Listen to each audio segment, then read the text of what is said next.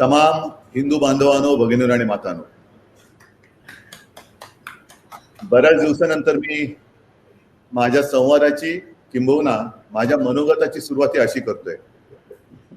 याचं कारण मी दसरा मेळाव्यामध्ये जसं मुख्यमंत्री म्हणून नव्हे तर शिवसेनेचा कुटुंब प्रमुख किंबहुना पक्षप्रमुख म्हणून आपल्याशी संवाद साधला होता. आणि आज तर शिवसेनेचा वर्धापन दिनच आहे. त्याच्यामुळे काही काळ जरा मुख्यमंत्री पदाची वस्त्र म्हणा किंवा ती झूल म्हणा ही बाजूला ठेवून मी माझ्या शिवसेना कुटुंबातील माता भगिनींशी आणि बांधवांशी संवाद साधतोय. 55वा वर्धापन दिन साहजिकच आहे. पहिल्या प्रथम ह्या 55 वर्ष वाटचालीचं श्रेय ही आज माझ्यासोबत कार्यरत असलेल्या आणि गेली 55 वर्ष आपल्या श्रमाने, कष्टाने, घामाने आणि रक्त शिंपून ज्याने शिवसेना जोपासली, वाढवली, पुढे नेली त्या सर्व शिवसैनिकांचं आहे. त्या सर्व शिवसैनिकांना मी अभिवादन करतो आणि तमाम शिवसेना कुटुंबातील माझ्या कुटुंबियांना मी या वर्धापन दिनाच्या शुभेच्छा देतो. जसं देसाई साहेब आपण म्हणालात आणि त्या सगळ्या जुन्या आठवणी या वर्धापन दिनाच्या दिवशी क्षणी आपल्या नजरेसमोरून किंबहुना आपल्या मनात उमटणं या साहजिक आहे.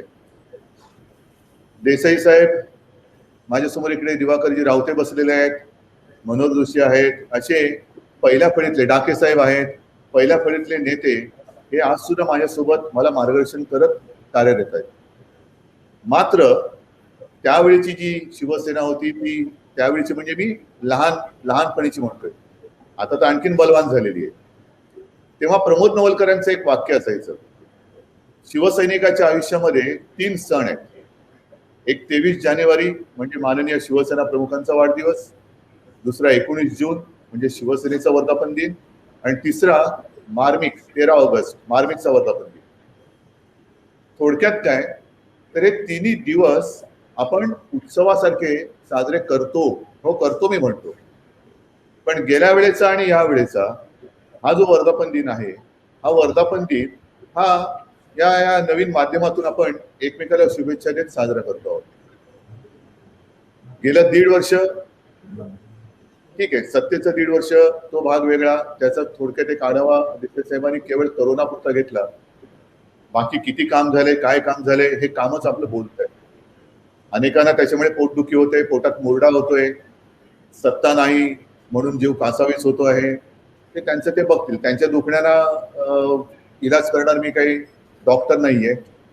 राजकीय औषध द्यायचं तेव्हा राजकीय औषध मी जरूर देईन, पण गेली 55 वर्ष शिवसेना अनेक राजकीय पक्षांचे रंग आणि अंतरंग बघत बघत पुढे चाललेली आहे. आम्ही अनेकांचे रंगही पाहिले, अनेकांची अंतरंग पाहिलेली आहेत, अंतर्मन पाहिलेली आहेत, बाहेर काय असतं आत काय असतं तेही पाहिलेलं आहे. आणि ह्या सगळ्या अनुभवाचं गाठोडं घेत आपण पुढे चाललेलो आहोत.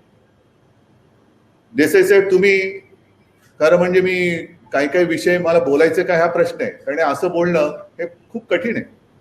एक फेसबुकच्या माध्यमातून कोरोनासाठी माहिती देणं किंवा तो संवाद साधणं हा एक भाग वेगळा असतो. मात्र भाषण करणं हा एक विचित्र अनुभव आहे. आणि भाषण करताना समोर जल्लोष पाहिजे. समोर जर का कोणी जिवंत अशी आपले रसरस्ते शिवसैनिक नसतील तर या अशा भाषणाला काय मजाच येत नाही. म्हणून कदाचित काही जण म्हणतील की उद्धव ठाकरे बोलले पण भाषणामध्ये जोश नव्हता. जोश असेल कसा?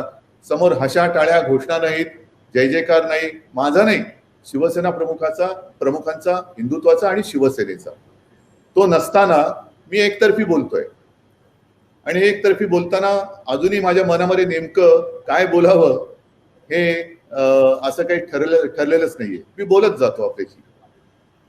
सध्याचे जे काही दिवस आहेत या दिवसाबद्दल देसाई साहेब आपण बोललात. खरं म्हणजे अनेक जण अनेक राजकीय पक्ष याही करोनाच्या काळात सुद्धा सोबळाचा नारा देत आहेत. आपण देऊ सोबळाचा नारा. स्वबळ तर पाहिजेच, ताकद तर कमावलीच पाहिजे. पण स्वबळाचा नारा म्हणजे नेमकं काय आहे की मी अनेक जण आहेत आता या लॉकडाऊनच्या काळामध्ये अनेक जण येतात आणि त्यांचे त्यांचे उद्योग व्यवसाय हे सुरू करण्यासाठी परवानगी मागतात. रेस्टॉरंट सुरू करा, आमची दुकानं सुरू करा, आमच्या व्यायामशाळा सुरू करा. आता व्यायामशाळा सुरू करा म्हटल्यानंतर व्यायामशाळेत जी लोक सगळी जातात ती कशासाठी जातात? व्यायाम करतात. व्यायाम करतात म्हणजे सगळेजण काय कुस्तीच खेळायला जातात का? असं नाहीये. पण आपलं बळ हे असलंच पाहिजे. जे माझे आजोबा सांगायचे आणि शिवसेना प्रमुख सांगायचे की स्वतःचं बळ आणि आत्मविश्वास, तुझ्यामध्ये जर का आत्मविश्वास नसेल तर तू काही करू शकणार नाहीस. आणि आत्मविश्वास जर का असेल तर जगाच्या पाठीवर कुठेही जा, तुला मरण नाही. हा आत्मविश्वास आणि आत्मबळ आणि स्वबळ हेच तर शिवसेनेने दिलं. ज्या वेळेला शिवसेनेची स्थापना झाली तेव्हा मुंबईतच काय महाराष्ट्रामध्ये मराठी माणूस ही एक क्षुल्लक गोष्ट होती. म्हणजे मराठी माणसाला मान तर सोडाच, पण अपमानित होऊन जीवन जगावं लागत होतं. आणि त्यावेळेला शिवसेना प्रमुखांनी शिवसेनेची स्थापना जर का केली नसती तर आज देश तर सोडा, महाराष्ट्रात आणि मुंबईत मराठी माणसाची जी काय अवहेलना झाली असती ती म्हणजे विचारता सोय नाही. हे मी का सांगतोय तर जे अनेक जण स्वबळाचा नारा देत आहेत त्यांना सांगायचं मला की स्वबळ म्हणजे केवळ निवडणुका लढण्यापुरतंच असायला पाहिजे असं नाही, तर एक अभिमानाचं, स्वाभिमानाचं आणि हक्काचं न्याय हक्क मागण्यासाठी सुद्धा स्वबळ लागतं. नाहीतर अन्याय होतोय, अन्यायाविरुद्ध वार करा. अरे बळच नाहीये, वार कसला करतोयस? तलवारच पेलायची हिंमत नाही, आधी तलवार उचलण्याचं तरी ताकद कमाव आणि मग वार कर. तर ही जी काही ताकद लागते, स्वबळाची ताकद, स्वबळाचा अर्थ माझ्यासाठी तो आहे. निवडणुका येतात, निवडणुका जातात, हारजीत होत असते, कोण हारतं कोण जिंकतं. जिंकलं आनंद आहे, पण हारल्यानंतर सुद्धा पराभूत मानसिकता ही घात करते. ज्याप्रमाणे देसाई साहेब आपण सांगितलं की गेल्या आठवड्यामध्ये मी आशा सेविका ज्या आहेत ज्यांना आपण आशाताई म्हणू त्यांच्याबरोबर संवाद साधला. राज्यातील आपल्या सर्व सरपंचांशी संवाद साधला. त्याचबरोबरीने आपल्या गेल्या निवडणुकीत दुर्दैवाने जे काही पराभूत झाले त्या उमेदवारांशी मी संवाद साधला आणि मी त्यांना हेच सांगितलं की आता आपल्या समोरचा पराभूत हा शब्द काढा. पराभव हा निवडणुकीत झालेला आहे, आपण मनाने खचलेलो नाही आहोत. जो मनाने खचला तो संपला आणि ते जे बळ आहे ते स्वबळ आहे. ते स्वबळ आहे. कोणतेही संकट गेल्या 55 वर्षात अनेक संकट आली, आज सुद्धा या संकटाचा सामना करतोय. पण संकटाला जर मी घाबरलो तर मग मी शिवसैनिक कसा? मी शिवसेनेचा पक्षप्रमुख तर सोडाच, पण शिवसेना प्रमुख आणि या मला माफ करणार नाही जर संकटाला जर मी घाबरलो तर. आणि माझ्या आजोबांची तर शिकवणच होती की संकटाच्या छाताडावरती चालून जा. संकटाच्या छाताडावरती जर का चालून जायचं असेल तर आत्मविश्वास पाहिजे आणि स्वबळ पाहिजे. पुन्हा एकदा सांगतो की काही जण उद्या बातमी करतील उद्धव ठाकरेंनी दिला स्वबळाचा नारा. नारा नाही, हा आमचा हक्क आहे, आमचा अधिकार आहे. आणि तो केवळ निवडणुकांशी संबंधित नाही तर अन्यायाविरुद्ध वार करण्यासाठी. अन्याय कोणाविरुद्ध? कोणावरती अन्याय? स्वतःवरती अन्याय? अजिबात नाही.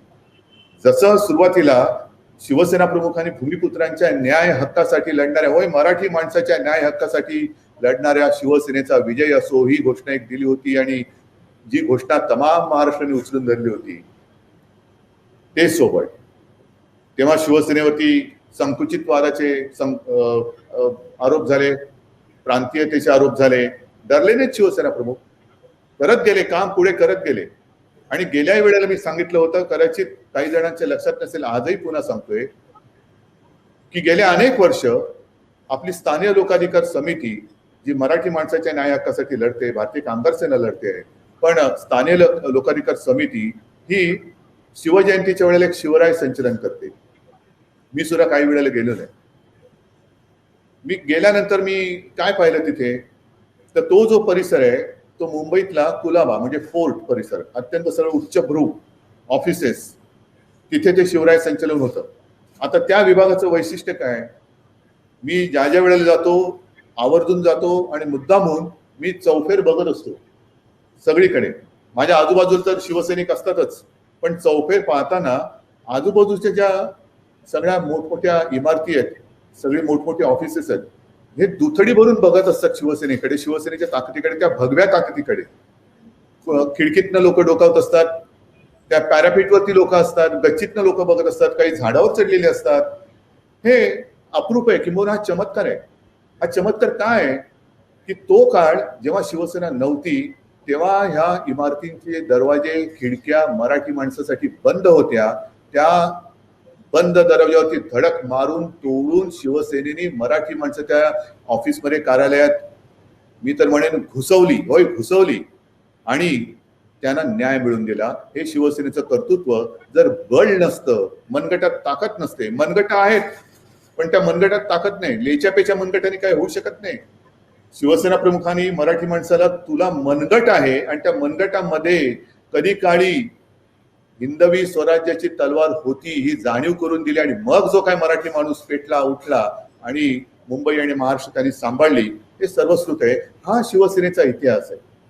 जेव्हा मराठी माणसाची भूमिका मांडली तेव्हा आम्ही संकुचित होतो, तेव्हा आम्ही प्रांतीय होतो, पण ठीक आहे.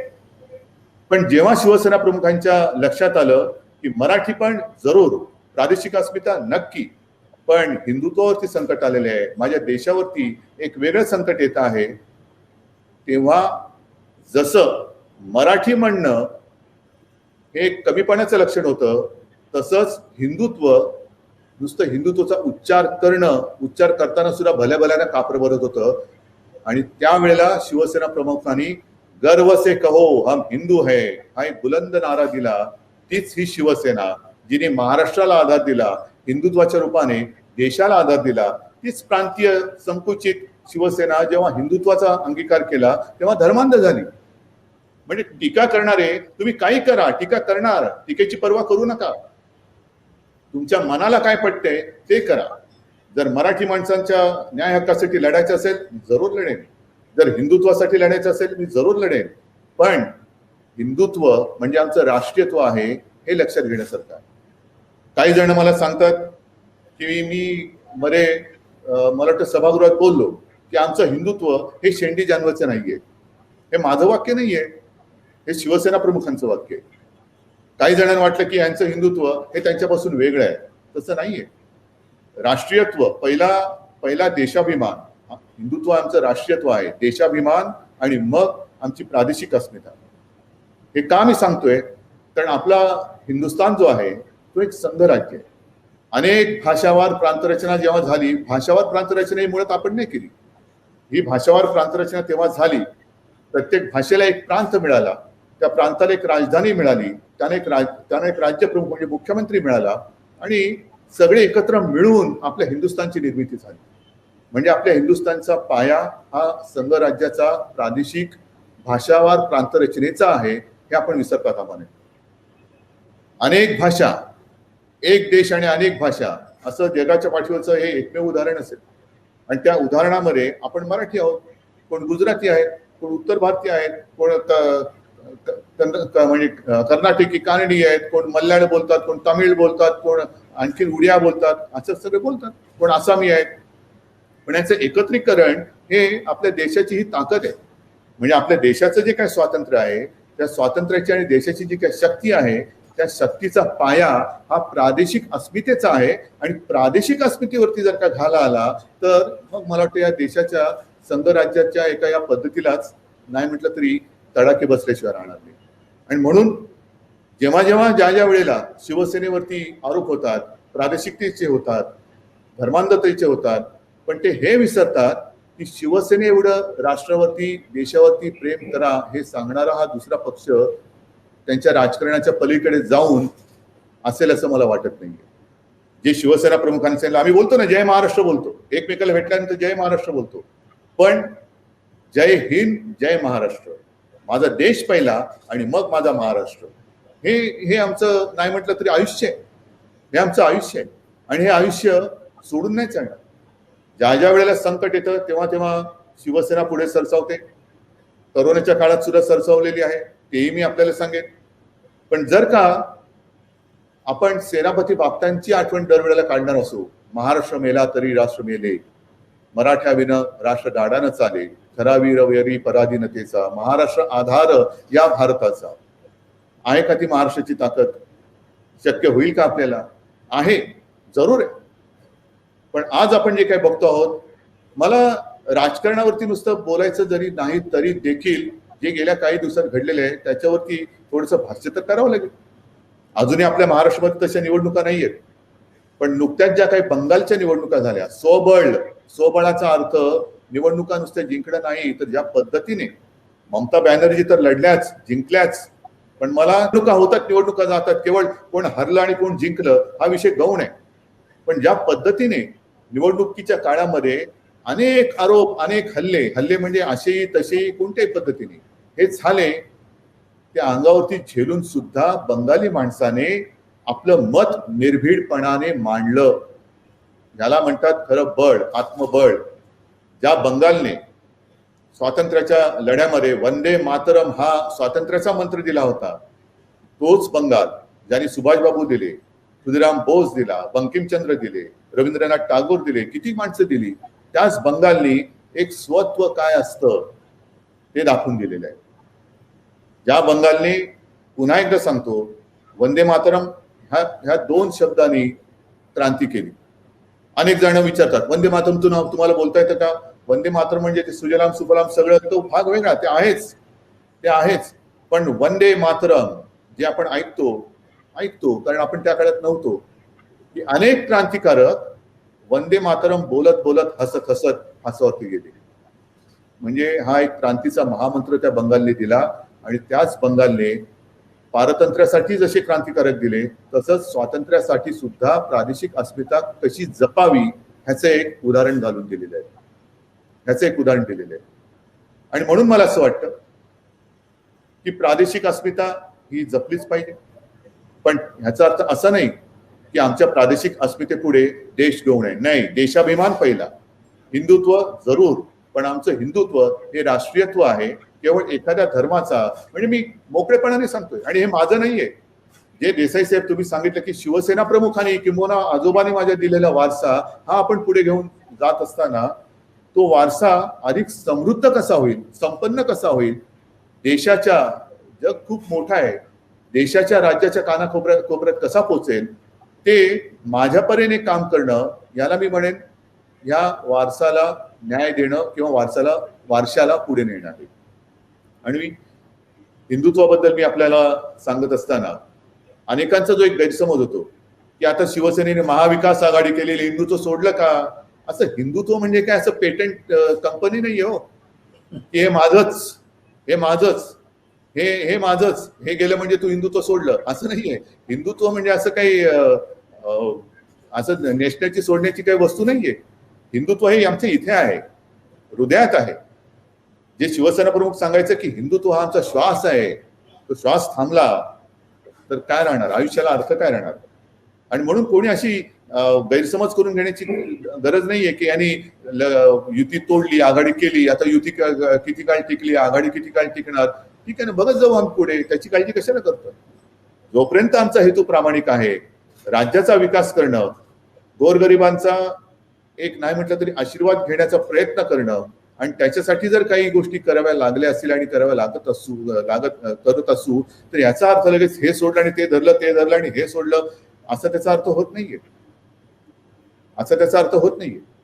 पण हे जे राजकारण आहे ते आता वळत चाललेलं आहे. 55 वर्ष आपण जे काय राजकारण पाहिलं, त्यावेळेला दिग्गज नेते एक काही होते, ती जी काय उंची होती, ती उंची आता सगळ्यांनाच कळते काय उंचीची लोक आपल्यासह किती राहिलेली आहेत, किती उंची बघताना वर बघायचं का खाली बघायचं, हे जो तो राजकारणात जे काय चाललेलं आहे त्याच्यावरून आपल्याला कळतंय. पण या करोना सारख्या संकटाच्या काळात सुद्धा राजकारण करणं आणि ज्या पद्धतीने राजकारण हल्ली आपल्या देशात चाललेलं आहे, हे मी म्हणेन राजकारणाचं विकृतीकरण आहे किंवा राजकारणाचं विद्रुपीकरण आहे. केवळ मला हे पाहिजे, कशासाठी पाहिजे? सत्ता पाहिजे ना, घ्या ना. मी अनेकदा सांगितलेलं आहे की सत्ता प्राप्ती म्हणजे माझ्यासाठी व्यक्तिगत हे कधीच स्वप्न नव्हतं, पण एक आव्हान आलं, जबाबदारी आली, स्वीकारावं लागलं. कोणताही काही अनुभव नाही, मी स्वीकारलं. आता जे काय कौतुक केलं जातं हे माझं कौतुक नाहीये, अजिबात नाहीये. तुम्ही जर का माझे सगळे सवंगडी जे शिवसेना प्रमुखांनी मला दिलेले आहेत, मी हेही कित्येकदा सांगितलेलं आहे की तुमच्यासारखे शिवसैनिक लाभणं हे माझं कित्येक जन्माचं भाग्य आहे, कित्येक जन्माची पुण्याई आहे. आणि तुम्ही जर का सोबत नसतात आणि तुम्ही जर का सोबत नसाल तर मी एक पाऊल काय, एक कण सुद्धा पुढे जाऊ शकणार नाही. हे सगळे जे काय आहे हे तुमच्या मेहनतीचं आणि आशीर्वादाचं फळ आहे. प्रशासन ज्या पद्धतीने काम करताय आहे, आता ती तो सर्वे कोण घेतं की देशामधला सर्वोत्तम मुख्यमंत्री कोणता. मी काय आपला पळायला किंवा मॅरेथॉन खेळायला गेलो नाहीये, जात नाहीये. अनेक जण माझ्यावरती टीका करतात की घराच्या बाहेरच पडत नाही पडत. पण घराबाहेर न पडता जर काम एवढं होत असेल, घराबाहेर पडलं तर काय होईल, आणि ते सुद्धा मी पडणार आहे. पण मीच सगळ्यांना सांगायचं की घरात राहा, सुरक्षित राहा. हे जे आपलं प्रशासन आहे, ह्या प्रशासनाची सुद्धा कमाल आहे. ज्या पहिल्या लाटेचा, दुसऱ्या लाटेचा उल्लेख देसाई साहेब आपण केला, आता मला त्या आठवणी सुद्धा नकोशा वाटतात. कारण रात्री अपरात्री, सकाळी दिवसा करी कोणाचा प्रशासकीय अधिकाऱ्यांचा, मुख्य सचिवांचा किंवा कोणाचा फोन आला की पहिलं फोन आला म्हटलं की धस्स व्हायचं की काय होते आणि हे काय सांगणार. अशा या पद्धतीमध्ये प्रशासनाने सुद्धा जी अहोरात्र मेहनत केलेली आहे, जनतेने जे काही सहकार्य केलेलं आहे, शिवसैनिकांनी जे काही एक अहोरात्र मेहनत केलेली आहे, त्याचा हा सगळा परिपाक म्हणजेच दुसऱ्या लाटेवरचं आपलं नियंत्रण. शिवसैनिकांवरती अनेकदा टीका होतात. आता गेले 2-3 दिवस शिवसैनिकांना माहिती असेल, मला मेसेज येत आहेत शिवसेना प्रमुखांचं ते भाषण, कोणतं भाषण, त्यातलं एक वाक्य की त्याचा फटकन आवाज आला तर आपला का अडकन आवाज आला पाहिजे. हे आता गेल्या 2 दिवसात का सगळीकडे व्हायरल होतंय हे ज्याचं त्याला माहितीये. याला म्हणतात शिवसैनिक. तर हे शिवसैनिकाची ओळख आहे. पण ती नुसती हाणामाऱ्या करणं, खून खराबा करणं हे नाही, हे आपलं काम नाहीये. खून खराबा, रक्तपात करणं हा शिवसैनिकाचा गुणधर्म नाही. तो अन्यावरती वार करणारा शिवसैनिक, तो रक्तपात करणारा शिवसैनिक नाही. पण ही जर का ओळख कोण मुद्दामून जाणून करून देत असेल तर रक्तदान करणाऱ्या शिवसैनिकाची ओळख ही अनेकांना आहे ना. ठीक आहे, 92-93 साली शिवसैनिक रस्त्यावरती उतरला नसता तर मुंबई वाचली नसती, हे त्रिवार सत्य आहे.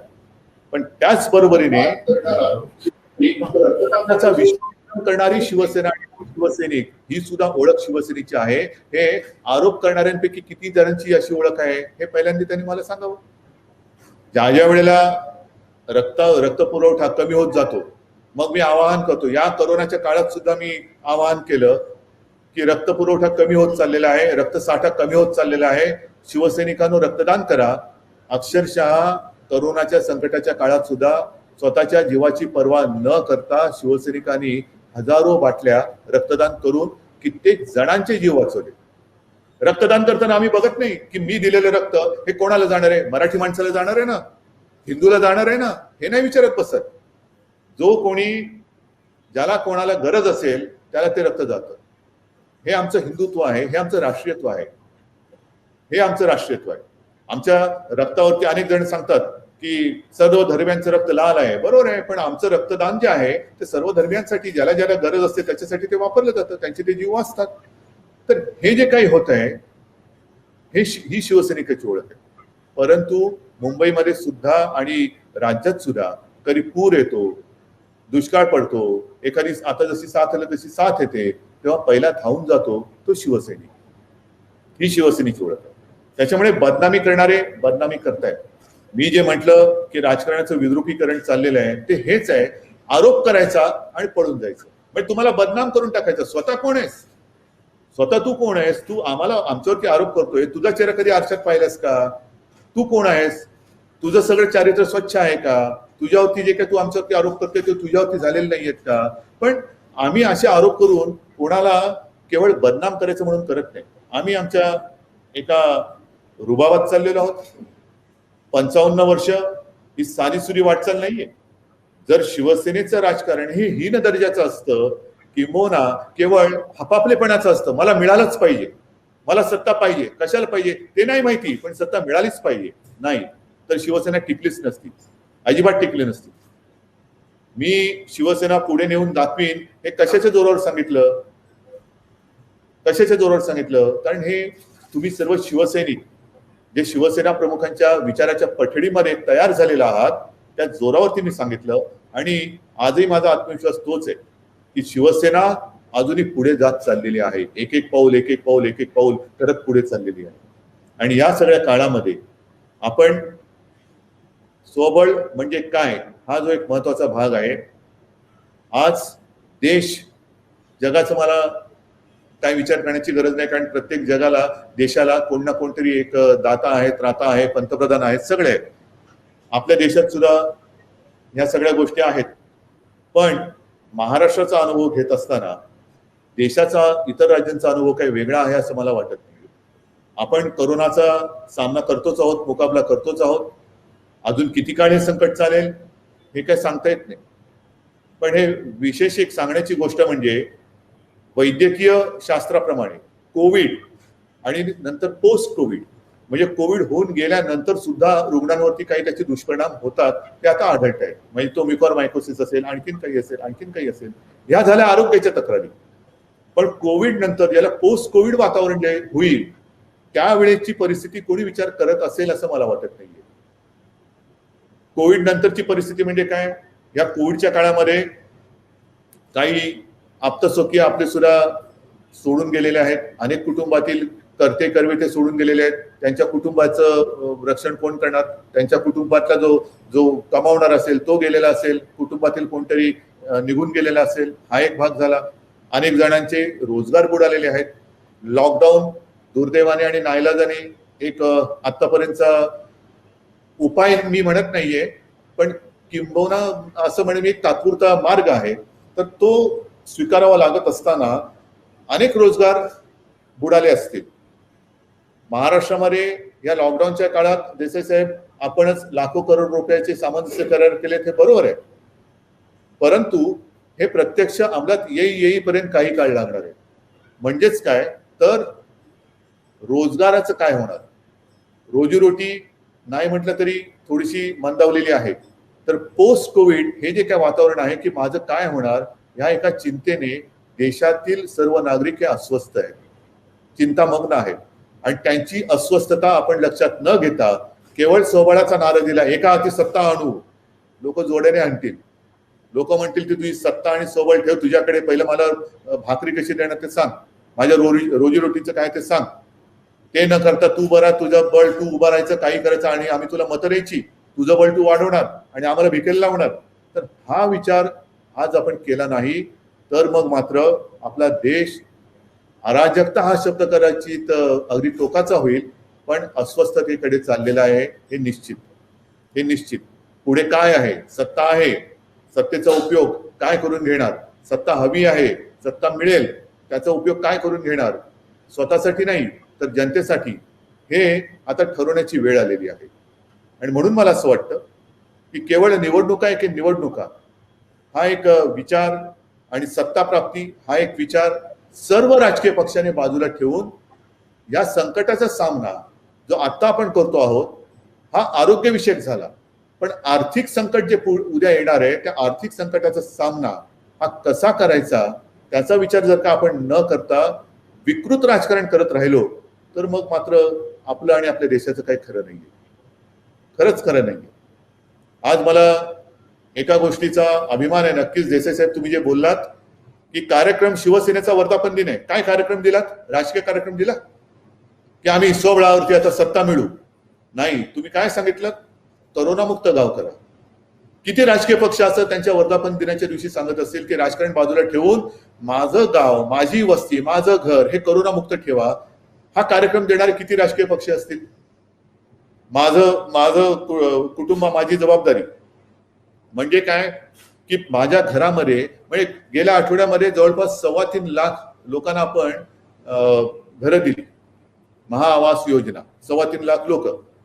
त्यांना सुद्धा मी सांगितलं की ह्या घराच्या चाव्या ह्या तुम्हाला देतोय, पण माझी अट एकच आहे की प्रत्येकाने शपथ घ्यायची की माझ्या घरात मी करोना येऊ देणार नाही. असं जर का प्रत्येकाने ठरवलं की माझ्या घरात करोना येऊ देणार नाही, ती काळजी आम्ही सर्व कुटुंबीय घेऊ, तर घर करोनामुक्त झालं, वस्ती करोनामुक्त होईल, वस्त्या करोनामुक्त झालं, गाव करोनामुक्त होईल, गाव झालं, तालुका, जिल्हा, महाराष्ट्र राज्य हे करोनामुक्त होऊ शकतं. हे काम हे एकतर्फी सरकारचं काम नाहीये, एकट्या दुकट्याचं कामच नाहीये. ही एक चळवळ झाली पाहिजे. का मी सरपंचांशी बोललो, का मी आशा वर्कर्स त्यांच्याबरोबर बोललो, का मी सगळ्यांशी बोलतोय, का मी माझा डॉक्टर ही संकल्पना आणली, ती एवढ्यासाठी की सगळी लोक, स्वातंत्र्य कधी मिळालं, जेव्हा ती एक चळवळ निर्माण झाली. लोकमान्य टिळकांनी सुद्धा, लोकमान्य त्यांना का म्हणतात, की त्यांना जेव्हा लक्षात आलं की कोणत्याही गोष्टीत जोपर्यंत जनसहभाग येत नाही तोपर्यंत त्या गोष्टीला यश मिळत नाही. संयुक्त महाराष्ट्र कधी यशस्वी झाला, तमाम मराठी माणूस गिरणी कामगारासह जेव्हा रस्त्यावरती उतरला तेव्हा मुंबई महाराष्ट्राला मिळाली, ती मिळवली. हे एकट्या दुकट्याचं काम नाहीये.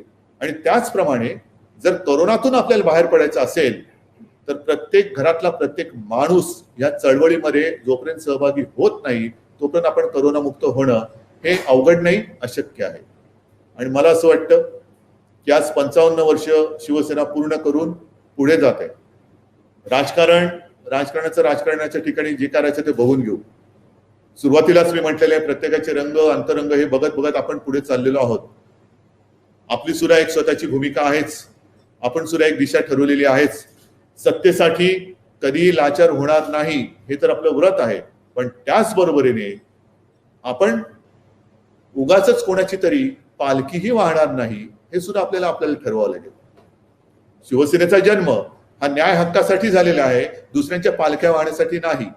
आम्हाला पालखीला म्हणजे ती दिंडी वेगळी, ती आता दिंड्या तर सुरू होतील, कृपा करून गैरसमज करू नका. त्या दिंड्या वेगळ्या, तो ती मानाची पालखी असते, पण त्या हलत्या चलत्याच्या पालखीला खांदा देणं ह्याच्यासाठी शिवसैन्याचा आणि शिवसैनिकाचा जन्म झालेला नाही. आम्ही चालू ते स्वाभिमानाने चालू, अभिमानाने चालू. अगदी पायात फाटके जोडे असले तरी चालतील, नसले तरी चालतील, पण आम्ही आमच्या पावलांवरती खंबीरपणाने पुढची वाटचाल करत जाऊ. हे शिवसैनिकाचं ब्रीद, शिवसेनेचं ब्रीद हेच आणि हीच आपली ताकद. म्हणून ही शिवसेना आधी 40-45 वर्ष शिवसेना प्रमुखांनी पुढे नेली, आज ही आपल्या आशीर्वादाने जबाबदारी माझ्यावरती आलेली आहे. ही चालत राहणार आहे. पुढची 100 वर्ष, 200 वर्ष, 300 वर्ष ही मी एक परंपरा आहे. शिवसेना हा एक विचार आहे. शिवसेना पक्ष नाही, संघटना नाही, तर शिवसेना हा एक विचार आहे. आणि तो विचार आपल्या सगळ्यांचा आहे, सगळ्यांच्या हिताचा आहे. तो आपण आपापल्या परीने पुढे नेत आहात, तसा तो नेत राहाल अशी अपेक्षा व्यक्त करतो. सगळ्यांना पुन्हा एकदा शुभेच्छा देतो. धन्यवाद. जय हिंद, जय महाराष्ट्र.